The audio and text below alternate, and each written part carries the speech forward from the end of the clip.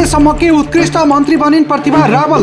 500 दिनभित्र सुकुम्बासीलाई जग्गा दिने, त्यति बेलासम्म खादा र मालानी नलगाउने। किन उभिएको? हामीले तपाईँलाई सम्मान गरेको हो, बस्नुपर्छ भन्दै हुनुहुन्थ्यो। कहिलेकाहीँ कमी कमजोरी हामी पनि गर्छौँ कि। तपाईँहरूकोमा जति पनि मन्त्री, जति पनि नेताहरू आउनुहुन्छ, अबिर खाता लगाइदिन हतार नगर्नुहोस्। अबिर खाता लगाइन हतार नगर्नुहोस्। उहाँहरूलाई सम्मान दिन हतार नगर्नुहोस् हैन। समस्या समाधान गरेर आएपछि म तपाईँहरूको अबिर र खाता लाउँछु।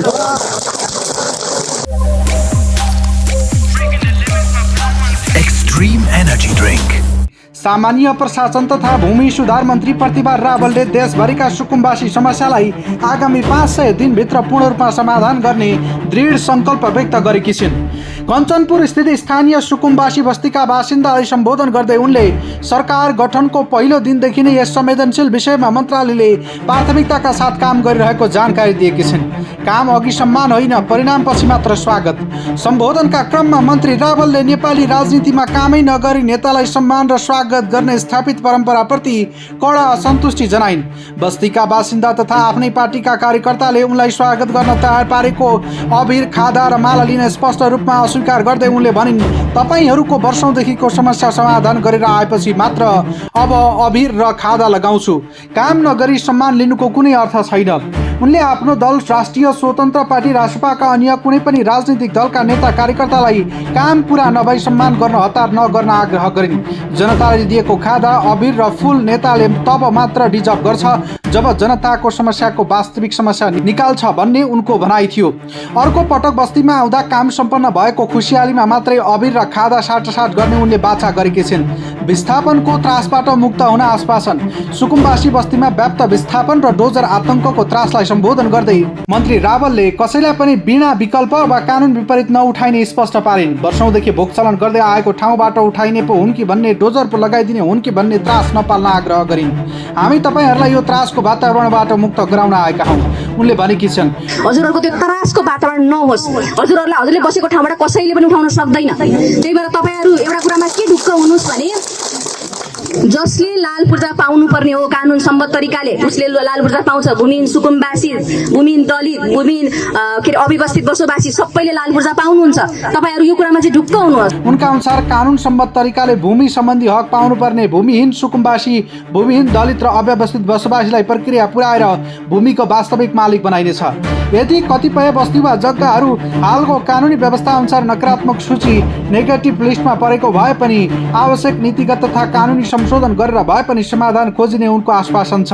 प्रक्रियागत जटिलता र 500 दिनको कार्ययोजना। भूमि सम्बन्धी समस्या अत्यन्त जटिल, संवेदनशील र कानुनी अडचनहरूले भरिएको स्वीकार गर्दै उनले सरकार डे 1 देखि नै यसको स्थायी समाधानका लागि लागि परेको बताइन्। सुकुम्बासी समस्या समाधानका साथै सहकारी पीडितका मुद्दाहरू पनि सरकारको उच्च प्राथमिकतामा रहेको उनले बताएकी छिन्।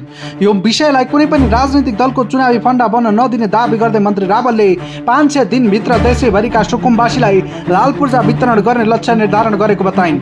स्थानीय भूमि समस्या समाधान समिति, महिला समिति र जिल्ला समिति मार्फत निरन्तर तथ्याङ्क अध्यावधिक भइरहेको र छिट्टै सबैको हातमा लाल पूर्जा पुग्ने भएकाले केही समय धैर्य धारण गर्न उनले आग्रह गरिन्।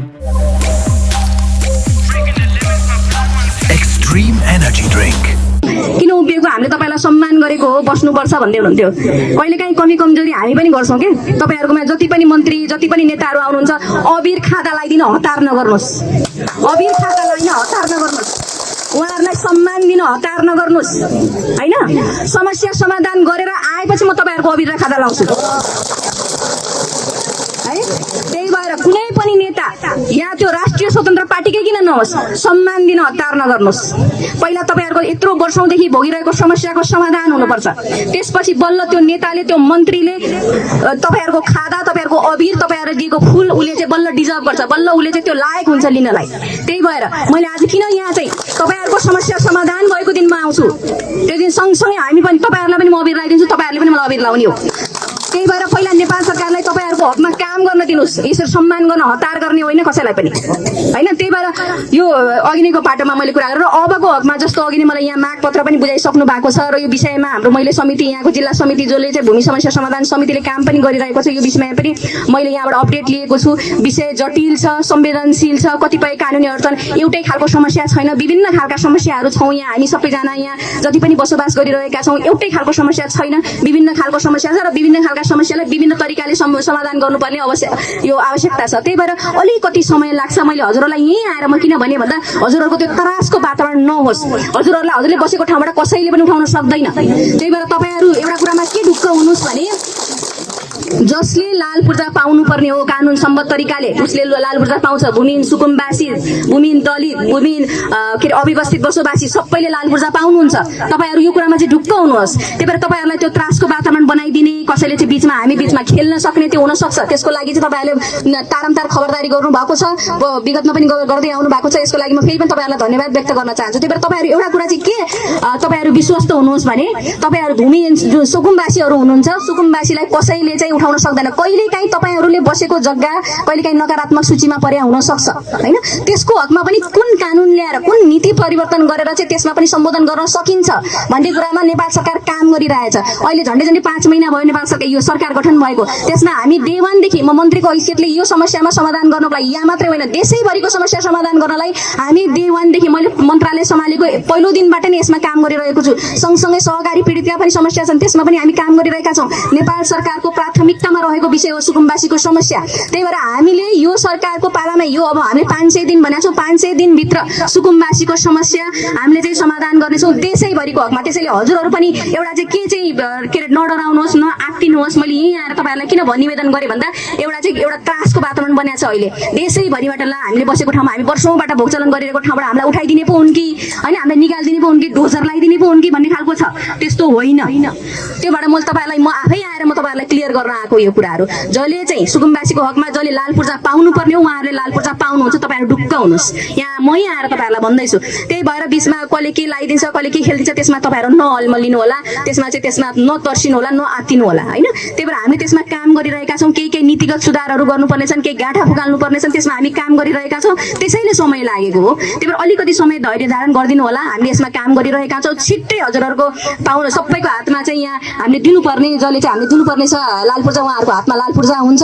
र अरू पनि केही समस्याहरू यसमा पनि छन्। अघि पनि हाम्रो सरले पूर्ण सरले राख्नु भएको छ, त्यसमा पनि केही समाधानहरू गरेर जानुपर्ने छ। त्यसमा पनि समिति लगायत मन्त्रालयले पनि यसमा फर्दर यसमा हाम्रो ध्यान आकर्षण भएको छ र हामीले यसमा काम गर्नेछौँ।